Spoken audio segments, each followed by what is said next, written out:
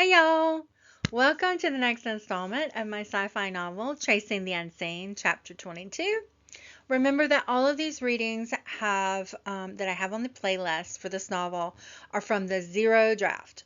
So there's going to be lots of changes for when the final copy comes out when I publish the book at the end of the year. Also remember, I am not a professional voice artist, so just bear with me as I read you this next chapter. So let's go. Chapter 22. So you're all aliens? Kiera Sutton, POV. The next day, Dad was released from the hospital. He was furious with the police for questioning me without him or attorney present. I kept reminding him I was an adult and not a minor. Robin and her parents came over. We had a quiet dinner at home. I sat quiet for most of the dinner. I contemplated all my moves, and then I heard my mother's voice. Kiera, it's time. Tell him the truth, and that I love him. Daddy, I need to tell you something. It's going to be hard for you to hear, but I know it'll make you happy, so I began. But Tabby broke in. Kiera, are you sure? She asked as she grabbed Dad's hand. Yes. And Daddy, you can't get mad at Tabby or anyone else for that matter. Everything that's happened was to protect you and me when I was little. But I know the truth now. Kiki, you're scaring me, Dad stammered. Maybe this isn't the best time. Your father just had a heart attack, Robin interjected. It wasn't a heart attack. It was more like a panic attack that made my heart flutter, Dad defended. Now, what's going on, sweetheart? Does this have something to do with your sister's death? Yes and no, Dad. Kelsey's not dead. I really did see her go into that portal and that I described to you. I motioned between Lucas, Tabby, and Robin. We are going to bring her home. Tabby, call Dr. Charles. Kiki, do you have a fever? Mr. Sutton, what Kiera is telling you is the truth. Your late wife was the queen of my home world. She came here on a mission with her best friend, Tabitha. Met you, fell in love, and decided to stay, Lucas explained. Oh my God, you've all gone crazy. My love, Tabby began, I've wanted to tell you, and Rhiannon wanted to tell you, but there's rules and regulations that had to be followed, and if we broke them, it could have had consequences at a global level for our world and yours. I don't know what kind of weird prank this is, but it's not funny, and it stops now, Dad exclaimed as he rose from his chair, threw his napkin on his plate. But just then there was a bang on the front door, and it sounded frantic. What now? Dad said. As Dad opened the door, Mr. Sutton, excuse me, Victor said loudly as he ran past him to me. There are Vesps on your property, my lady. They're coming for you. The hell they are, I answered as I rose and ran out the door. I could hear everyone clamoring and coming behind me, but I would not wait. I flung my hand to my side, and Eidolon appeared as I ran. I saw the open portal and the Vesps as they ran at me. I took a stance to protect my family and my home. Lucas, Victor, Tabby were at my side as well. Their swords of light drawn as well, with their selves shimmering in the light. You could see their true form. Robin, get Dad out of here, I yelled as I ran and attacked the first monster in front of me. I dashed forward with determination. My quick movement allowed me to close the distance between myself and the three Vesps before they could react. Dodging their initial strikes, I retaliated with a quick uppercut with my sword to the closest one and a powerful backslice to another, and then a roundhouse kick to the third's head. When I had learned to do a roundhouse kick was discussion for another day. When I ran at the Vesp through when I ran the Vesp through with Eidolon, they disappeared like dust.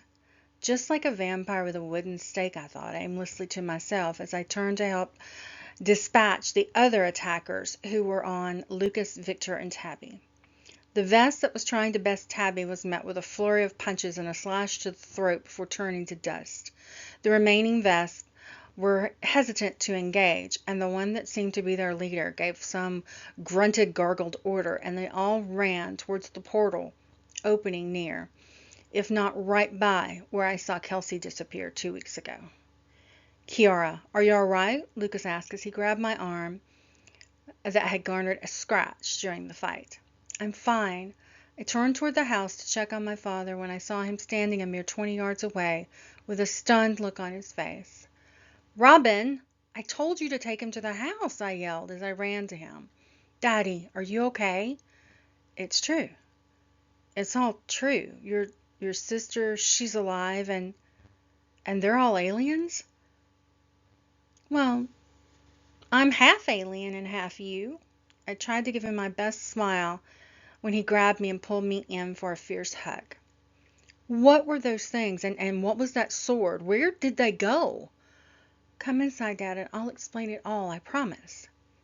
2 hours later, and after many happy and some sad tears, Dad was brought up to speed on reality that there were aliens. He was upset with Tabby, but eventually hugged her, called her his girl, and decided to go to bed. I walked back into the kitchen to find Lucas and Victor in a deep discussion. Where was the royal guard while our sovereign queen was being attacked? Lucas charged. I don't know. I called this in, I swear, Victor defended. The question is, who'd you call it into? My mom. She must not have gotten the message. Your mom has it out for Kiera. You see that, right? Victor looked defeated. Fine, I should have called your mom, okay? Is that what you want to hear? Trust me, I'm done relying on my mother. Look, Victor, I want to believe you, and this whole new leaf thing. I know that Kiera brings out the best in others, but you have betrayed me so many times. I know. My mom always threw it in my face, telling me I'd never be as good as you. So if I couldn't beat you, I tried to sabotage you. I'm sorry. It's not good enough, but it's all I have. I coughed to let my presence be known. Hey guys, Victor, why don't I take you on a little walk? And Lucas, you can check on Robin and her parents. I don't want them to go home. I'd rather they stay here. If Lucas thought of protesting, he didn't show it. He did as I asked. Kiera, you don't have to babysit me. I'm fine, Victor said. Come on, walk with your sovereign queen. I shoved my shoulder into him and he laughed. It was an unguarded sound that somehow fit him so much better than his normal sulkiness. We walked down to the lake where the fight had happened a short time ago. He seemed as though he was still on edge, but I had a peaceful calm.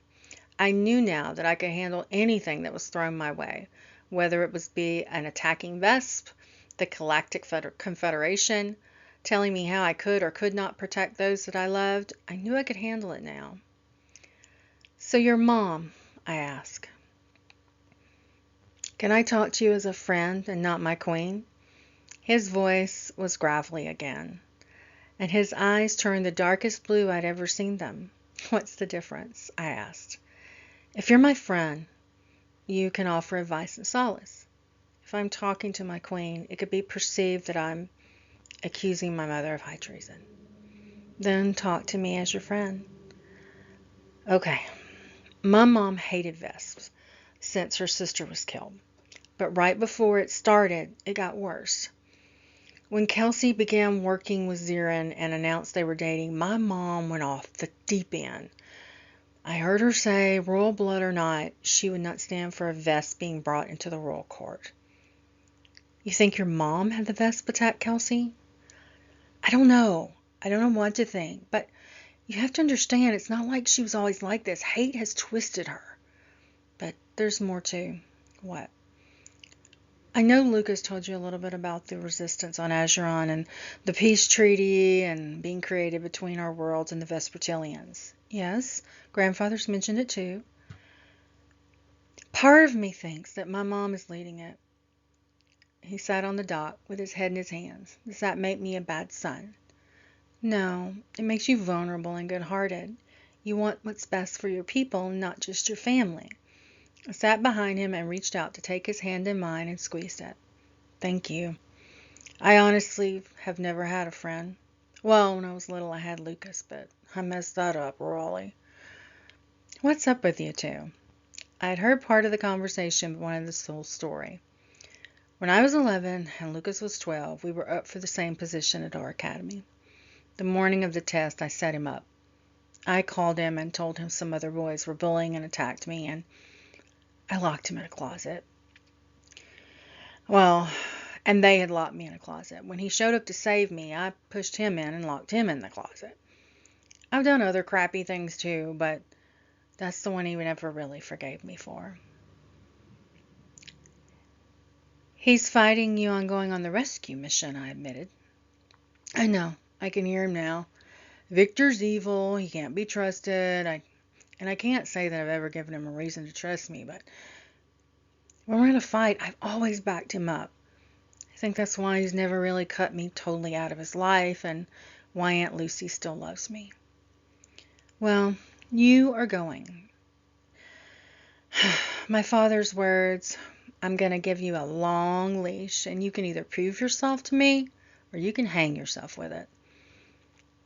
Thanks, Kiera. Later at the ranch, I collapsed into my favorite chair in the kitchen. I would eventually have to relinquish it to Kelsey when she got back home, but for now it was mine. I wondered if I could pull the queen card on her and claim it permanently as my own. I laughed at the thought of the look on her face. I'd love to see that smile, Lucas said as he sat down with me. I ignored him and asked, are Robin and her family doing okay? Are they settled in for the night? Yeah, so's your dad and Tabby. He sighed and leaned back against the bench seat. So, would I be out of line to ask you how your talk went with my cousin? No, of course not. He told me about locking you in the closet and admitted he's committed other sins, and in theory, that he has. Felt like a priest at a confession. I kind of laughed. What do you think about it? I told him I was going to give him a long leash, and what he does with it's up to him.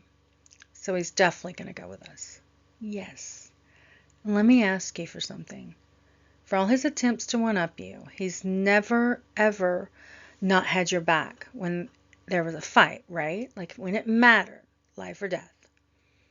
Life or death, he's always had my back in a fight with the Vesps. But to be honest, I thought he hated him a little more than me. Not that he cared about what happened to me. All right. Give him a chance, but we're going to keep a close eye on him. No one is going to keep me from bringing Kelsey home and keeping my dad safe. That's the end. I wonder what happens next.